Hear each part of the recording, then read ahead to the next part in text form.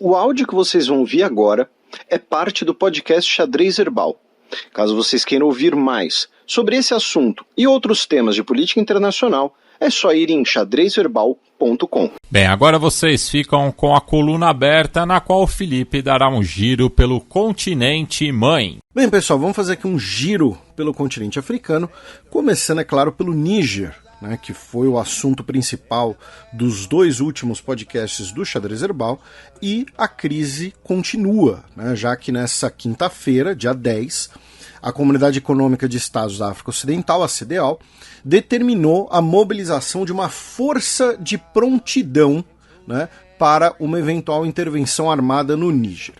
E aí, antes da gente continuar, teve um comentário muito interessante do nosso ouvinte Edgar Ribeiro, né, que pediu para a gente explicar um pouco o que é a CEDEAO, né, a Comunidade de Estados da África Ocidental, né, a Comunidade Econômica de Estados da África Ocidental. Ele falou assim: imaginava que era algo parecido ao Mercosul, mas me surpreendi quando você disse que eles já realizaram intervenções militares, né? Então, fazendo aqui um breve histórico, e eu agradeço muito a pergunta dele, e de fato foi um erro nosso, né, não termos feito uma contextualização desse tipo antes, né? Mas a CEDEAO, né, que, como eu disse, Comunidade Econômica dos Estados da África Ocidental, ela, inclusive esse nome em português é um nome oficial, né, porque ela tem 13 idiomas como oficiais, inglês, francês e português.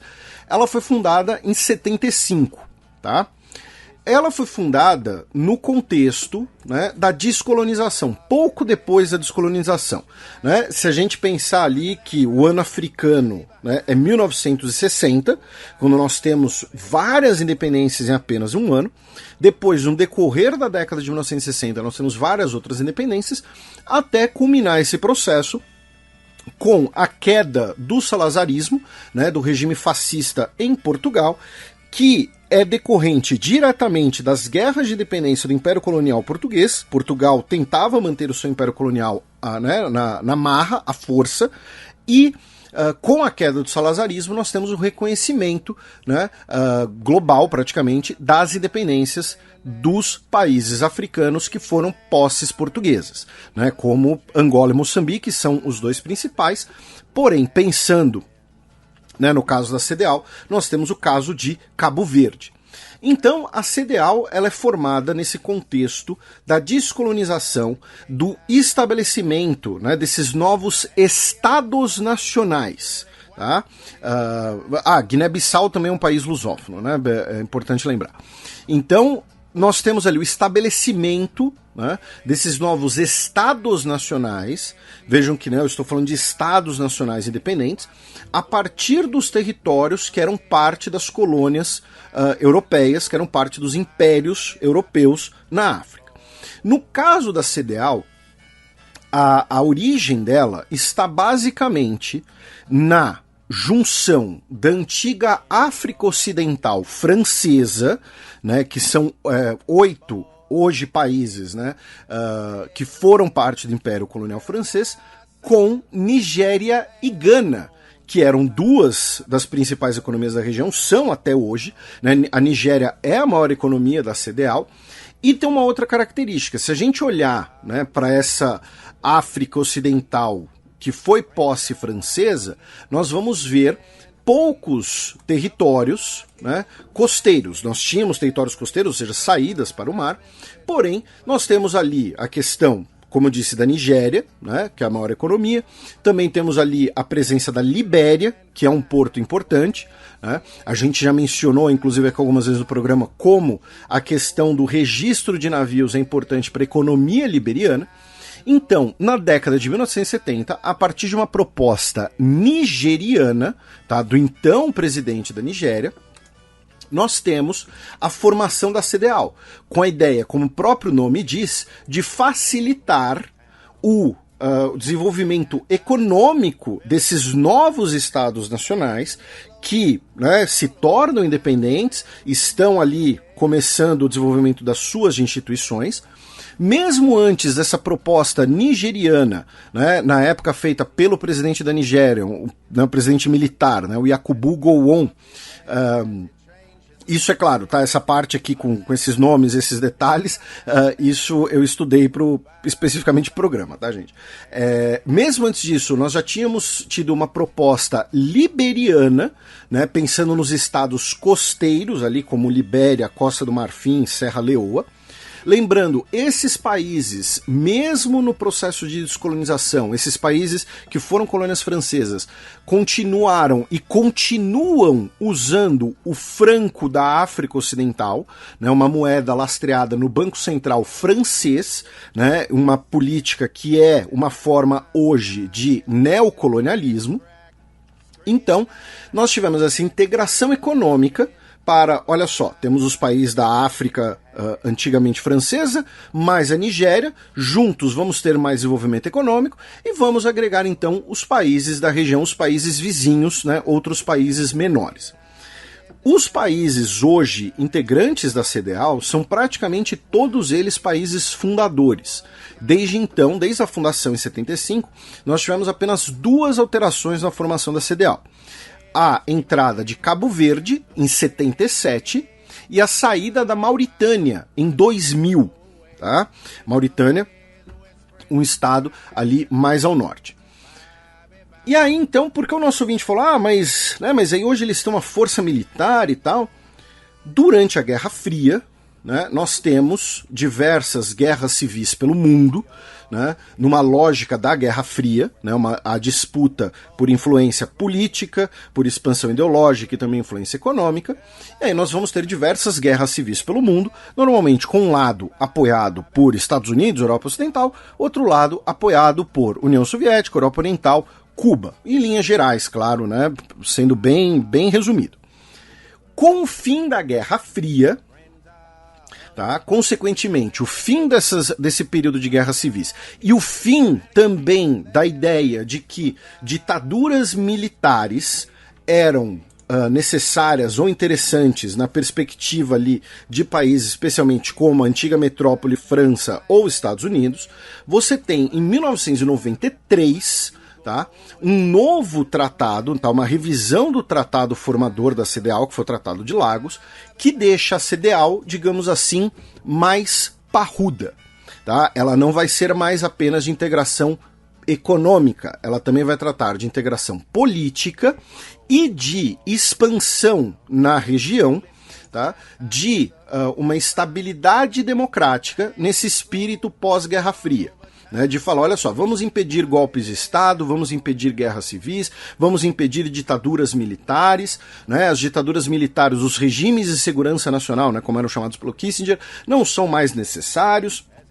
Então, temos agora uma integração política e também uma integração militar, com aquele histórico de intervenções que a gente mencionou no programa passado. É claro, isso foi uma fórmula de sucesso, digamos assim? Não, a gente pode apontar vários problemas, né, nesses países integrantes da CEDEAW no pós-Guerra Fria. Né? Talvez um dos principais sejam as 2 guerras civis na Costa do Marfim, né, que foram extremamente violentas, né, que geraram também ondas de refugiados e motivaram inclusive uma intervenção da CEDEAW. Então, e outra coisa que é interessante da gente ter em mente é que esse pensamento pós-Guerra Fria, dos blocos regionais que antes miravam a integração econômica, se tornarem agora mais aprofundados, né, uma integração mais profunda política-militar, não é exclusivo da CEDEAW. O grande exemplo que nós vamos ter disso é o quê? É a União Europeia.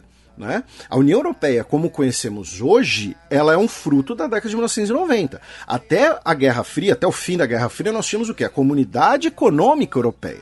Uma integração econômica, já que a parte política e militar ficava, digamos assim, condicionada, né, às questões da Guerra Fria. Né? A integração militar europeia, na verdade, era a OTAN, né? Porque você pensava ali na lógica da Terceira Guerra Mundial. A integração política europeia ela ocorria, mas ela ficava ali uma espécie de segundo plano perante os eventuais dinâmicas da Guerra Fria. E a outra questão é que você tem o aprofundamento dessa integração econômica que vai permitir, né, essa integração política. Então, na década de 1990, no pós-Guerra Fria, vamos lembrar, né, o pós-Guerra Fria ele é muito marcado pelo pensamento um período muito otimista, né, nas relações internacionais. A ideia de que, olha só, o perigo de uma terceira guerra mundial ficou para trás. Né? Agora podemos nos dedicar ao meio ambiente, aí a gente vai ter a Sinumad, a Rio 92, podemos nos dedicar aos direitos humanos, agora vai todo mundo ser amigo, todo mundo dar as mãos, cantar Hakuna Matata juntos. Né? Então esses blocos regionais acabam se aprofundando na década de 1990. É o processo que ocorre com a CDAO. Tá? Um outro processo parecido, né, se a gente quiser dar um exemplo também da região, é o próprio processo de criação da União Africana. Né? A União Africana ela é fundada na década de 1960, no período da descolonização, como Organização da Unidade Africana, né? Ali baseado na proposta do Nkrumah, né? O Kwame Nkrumah, que é um grande intelectual da descolonização, né? Um pensador revolucionário que é o primeiro líder, é o líder da independência de Gana, né? Um exponente do panafricanismo, importantíssimo. Porém, a União Africana, como conhecemos hoje, ela é fundada em 2002. Né, quando você tem uma revisão e uma ampliação da Organização da Unidade Africana. Tá? Então, se a gente quiser fazer um paralelo mesmo regional, a própria União Africana serve de paralelo. Então, novamente, eu agradeço muito o comentário do nosso ouvinte, peço desculpas por a gente não ter feito essa contextualização antes. Então, a CDAO é isso, ela é criada para ser um aprofundamento econômico no processo no imediato pós-descolonização, unindo especialmente as economias do antigo Império Francófono na África Ocidental e a economia nigeriana, mais os países vizinhos, e, no fim da Guerra Fria, essa integração se aprofunda para questões também políticas e militares. Tá? E aí a gente está falando de integração militar, e a gente volta para o que está acontecendo hoje, já que nós tivemos essa semana também uma cúpula dos comandos militares da CDAO em Abuja, tá? Capital da Nigéria. Tá? Uma cúpula de emergência com ministros da defesa e comandantes militares, uma reunião de chefes de Estado-Maior, tá? Dos países da CDAO que determinaram essa mobilização de uma força para ficar em stand-by, né, para uma eventual intervenção. Nesse sentido, até desmenti uma notícia que correu um pouco, né, e eu não vou nem dizer que foi fake news, acho que foi um erro de interpretação mesmo. Né? O que aconteceu? O presidente da Nigéria essa semana, né, o Bola Tinubu, ele enviou um comunicado ao Senado nigeriano, tá, sobre a mobilização da CDAO. E aí correu a notícia de que o Senado nigeriano teria rejeitado a resolução da CDAO, algo do tipo. Tá? Mas não houve um pedido, tá? Não houve uma solicitação de autorização. Foi um comunicado que resultou numa discussão, tá, dentro da sessão do Senado nigeriano. Tá? E pronto, não houve uma votação. Até porque a votação, se for ocorrer, né, para ter a mobilização, o Congresso nigeriano precisa sim de fato autorizar. Mas para isso, a votação vai ser na Assembleia Nacional, na Câmara Baixa, não no Senado, a Câmara Alta. Tá? Então pegaram essa discussão que rolou no Senado nigeriano a partir de um comunicado do presidente, e aí circulou a notícia de que o Senado nigeriano teria rejeitado. Não, tá? E como eu disse, eu não vou nem dizer que foi fake news, que foi algo feito com dolo, porque assim, acho que tirando o nosso querido Augusto, né, Augusto 12, né, que já participou aqui do programa, nosso amigo do Ponto de Lança, acho que ninguém deve entender direito como é que funciona o processo constitucional nigeriano, tá? Então, por conta dessa repercussão que houve esse esclarecimento que eu estou repercutindo aqui com vocês, tá? Só que, lembrem-se que eu falei em programas recentes, né, que muito provavelmente o que nós vamos poder ter no Níger, infelizmente, é um cenário de guerra civil, né, com lados opostos, cada um sendo apoiados, né, por aliados externos. Então, a atual junta militar do Níger sendo eventualmente apoiada, né, pelo grupo Wagner, pela Rússia e pelos vizinhos Mali, Burkina Faso, Argélia, e opositores da junta sendo apoiados pela CDAO e pela França. E, infelizmente, nós estamos caminhando nessa direção. Né? Nessa última quarta-feira, dia 9, o ex-ministro do Níger, Rissa Agbula, anunciou a criação do Conselho de Resistência da República, tá? Com o objetivo de restabelecer a ordem constitucional e restaurar o presidente Mohamed Bazoum ao seu cargo. E vamos lembrar também, né, no caso, esse ex-ministro, né, ele é um líder tuareg, tá, da região norte do país, né, e vamos lembrar, no início, nas primeiras notícias, nas primeiras horas do golpe militar no Níger, as notícias sobre o apoio ao golpe eram um pouco desencontradas. Falava-se, né, de que não necessariamente teria uma uniformidade nas forças armadas do Níger, tá? Então, isso colabora para essa possibilidade, né, de uma eventual rachadura dentro do Níger em relação aos países da região e a ex-potência colonial, né, que é a França, né, França e Estados Unidos. Lembrando, né, que alguns meses atrás o Antony Blinken realizou a primeira visita, né, de um secretário de Estado dos Estados Unidos ao Níger, e meses depois temos o golpe militar, né, basicamente passando a mão na bunda dele. A gente já explicou 2 programas atrás que esse golpe militar envolve diversas questões, como também a dinâmica interna, até mesmo a questão de disputa ali com a eventual demissão, né, do general que hoje, né, lidera a junta militar, que era o comandante da guarda presidencial, né, que poderia ser, né, o general Omar Tiani, que poderia ser, né, eventualmente demitido por questões de corrupção ou por apoio, né, ao ex-presidente, né, ao presidente anterior, na verdade, né? E aí, em meio a esse antagonismo, né, nós tivemos no início da semana, tá, os generais da junta militar, né, a partir do general Salifou Modi, que faz parte da junta que hoje governa o Níger, ele no Mali, tá, solicitou ajuda do grupo Wagner. A França, no dia 5 de agosto, no sábado, disse que vai apoiar todos os esforços da CEDEAO para restaurar o legítimo governo ao poder, tá? E a ministra de Relações Exteriores da França, a Catherine Colonna, né, se encontrou com o embaixador do Níger em Paris. Esse embaixador que foi nomeado pelo presidente deposto. Então eu não sei dizer, digamos assim, de que lado esse embaixador está, tá? Sinceramente não sei, peço desculpas. Foi anunciada que neste final de semana agora, dos dias 12 e 13 de agosto, uma outra delegação da CEDEAO vai ao Níger para se encontrar com os líderes da junta militar.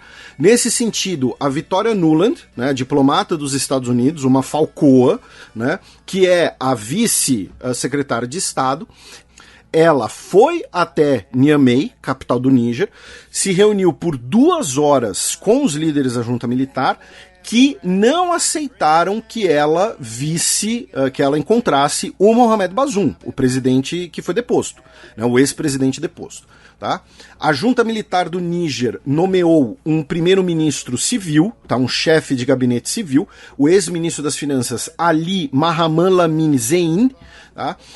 Que isso pode ser tanto uma medida, né, de você falar, olha só, né, vamos voltar aqui, né, ao normal, vamos buscar o diálogo, vamos nomear um civil.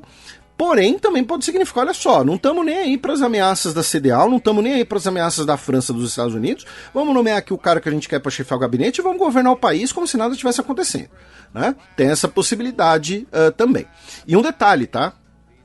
A Victoria Nuland, ela não se encontrou também com o Tiani, que é o líder da junta militar. Então, ela se encontrou com outros integrantes da junta, mas não com o líder da junta, tá? Na quarta-feira, dia 9, a junta do Níger acusou a França, né, de ter deliberadamente violado o seu espaço aéreo soberano e também teria libertado, tá, teria uma acusação feita pela junta militar do Níger, teria libertado militantes jihadistas que estavam presos. Tá? Lembrando que a presença militar da França no Sahel tinha como justificativa, né, tem como justificativa o combate aos grupos jihadistas. Então é bem provável, bem possível que integrantes desses grupos terroristas estivessem ou estejam detidos sob custódia francesa e a junta militar acusa, né, a França de ter libertado esses terroristas. Lembrando que no Níger nós ainda temos 1.500 militares franceses. Tá? Os militares franceses ainda estão no Níger. tá? Eles não foram expulsos, tá, ainda. Ao contrário do que ocorreu, por exemplo, no Mali. Tá?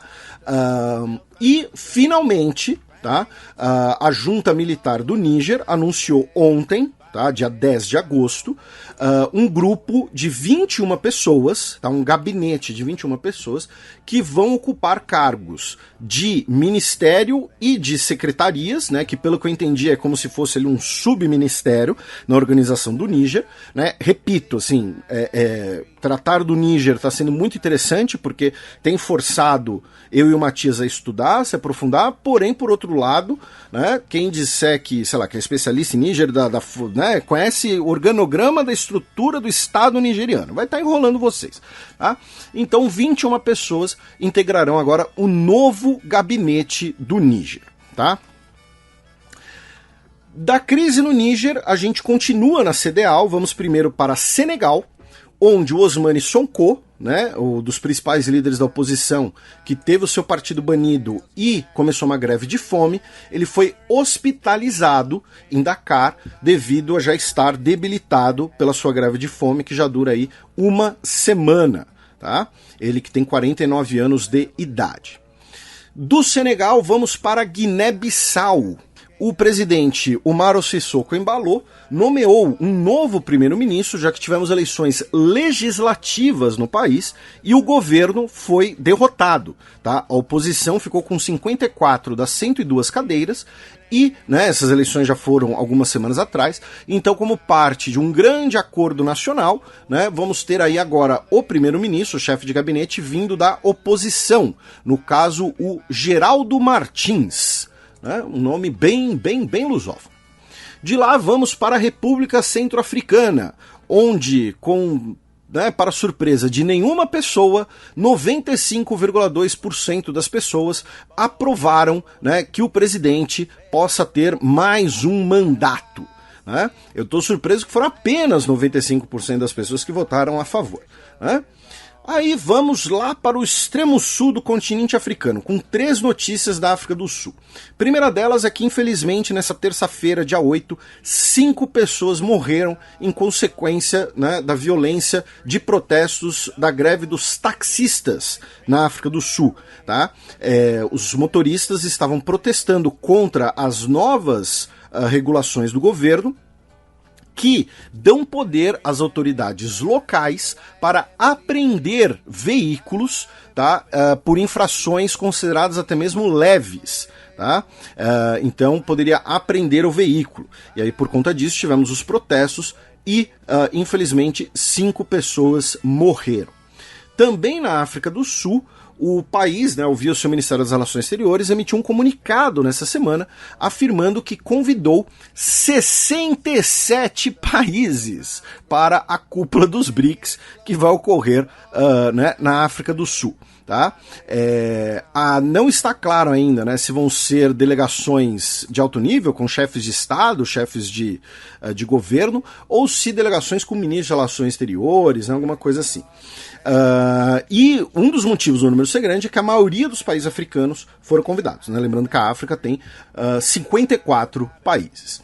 E finalmente uma notícia de hoje, tá? Sexta-feira, dia 11, que poderia ser, se não tivesse giro da África, ser breaking news. Né? O Cyril Ramaphosa, presidente da África do Sul, emitiu um perdão presidencial a Jacob Zuma, tá? O seu antecessor, né, que foi condenado a 15 meses de prisão por corrupção e tudo mais, e agora ele, né, recebeu esse perdão. Lembrando que o Cyril Ramaphosa, né, foi vice-presidente do Jacob Zuma. Né? Então ainda tem essa, né? E ambos são, né, do Partido Congresso Nacional Africano, né, o partido que governa a África do Sul desde o fim do apartheid, o partido que, né, é o partido do Mandela. Né? Então tivemos esse perdão anunciado hoje. Aí a gente começa a ir mais ao norte. Tá? Vamos a Ruanda. Na verdade a gente vai até Haia, tá? Mas em relação a Ruanda, por quê? Um dos promotores, né, do Tribunal Penal Internacional, o Serge Brammertz, né, que é o promotor-chefe, inclusive, ele considerou que o Félicien Kabuga não pode ser julgado pelo genocídio de Ruanda. Tá? Ele é acusado de ter financiado, né, atos do massacre, porém ele foi considerado incapaz de ser julgado, porque ele está com 89 anos de idade e está senil. Tá? Ele está com problemas de memória, com problemas de julgamento, né, de auto-julgamento, então ele não poderia ser julgado. Tá? Isso gerou protestos de associações, né, de sobreviventes. Ele que é conhecido, né, digamos assim, eu imagino que muitos de vocês tenham visto, né, o filme Hotel Ruanda, né? E ele era um empresário, né, ligado ao movimento nacionalista Hutu, que era o dono das rádios, né, de uma das principais rádios, né, que propagavam ódio, que defendiam a morte dos Hutus, e também financiou, né, a compra de machadinhas. Né? Lembrando que o genocídio em Ruanda ele foi executado em boa parte com o uso de armas brancas. Né? Então, essa notícia em relação a Ruanda. De lá vamos para Uganda, já que o Banco Mundial afirmou que todos os projetos e financiamentos a Uganda estão suspensos devido à lei anti-LGBT, né, que a gente já comentou aqui, que é uma lei absurda, uma lei extremamente agressiva, violenta, né, que pode colocar até mesmo a pena de morte, né, por homossexualidade grave. Né? Então a pessoa pode ser morta pela sua identidade, né, pela sua orientação sexual. De lá vamos para a Eritreia. Na verdade, uma notícia no Canadá, mas ligada à Eritreia. Né? O Canadá tem uma grande comunidade, né, tanto de etíopes quanto de eritreus, já que em Toronto, no Canadá, no último final de semana, era para ser realizado, né, um festival cultural, né, de cultura da Eritreia, porém foi cancelado, né, pela prefeitura de Toronto, devido ao fato de que grandes protestos, né, contra o governo da Eritreia, tá, começaram a ocorrer, né, em frente ali o local onde seria realizado o Festival Eritreia Toronto, tá, e por conta desses protestos e dos tumultos decorrentes, o festival então foi cancelado. Da Eritreia, vamos para o Sudão, onde as forças de apoio rápido, né, aquela coalizão paramilitar de milícias, né, anunciou que controlam totalmente o estado de Darfur Central, tá, e tomaram a capital Zalinguei depois de basicamente 3 meses de cerco desde o início da crise, e anunciaram a tomada da cidade do exército sudanês. E, finalmente, vamos para a Tunísia, tá? Já que pelo menos 27 pessoas foram encontradas por autoridades líbias mortas na fronteira desértica entre os dois países, entre a Líbia e a Tunísia. E por que eu disse que a gente vai para a Tunísia e não para a Líbia? Porque, vamos lembrar, né, o governo tunisiano, o governo autoritário do Kais Saied da Tunísia, é acusado, né, de políticas racistas contra africanos subsaarianos, contra africanos de pele escura. Eu estou fazendo essa distinção porque tunisianos são africanos também, né, e está expulsando essas pessoas pelo deserto, né, está mandando essas pessoas irem para a Líbia, pelo deserto. Então essas pessoas terem sido encontradas mortas, né, perto da fronteira, é possivelmente decorrência dessa política violenta, racista e autoritária do governo tunisiano. E, finalmente, nós vamos para o Marrocos. Né? Uma notícia aqui que o Matias pediu pra gente colocar no bloco, né? É um vídeo que não tem como passar para vocês, enfim, também não dá palco também, mas a gente comentou no programa passado, né, que o Marrocos, a seleção feminina, né, de futebol do Marrocos, avançou, né, estava na Copa do Mundo, e a atleta Nouhaila Benzina se tornou a primeira atleta a disputar um jogo de Copa do Mundo usando um hijab, né? E na França, nós tivemos muitos comentários, né, especialmente ali de jornalistas esportivos franceses, né, criticando isso, como o jornalista Philippe Guibert, criticando isso, dizendo que era algo indecente, algo que não deve ser tolerado. E um detalhe, que a Federação Francesa de Futebol proíbe que jogadoras usem um hijab na França. Né? Então, com isso, a gente fecha o nosso giro pela África do programa 346.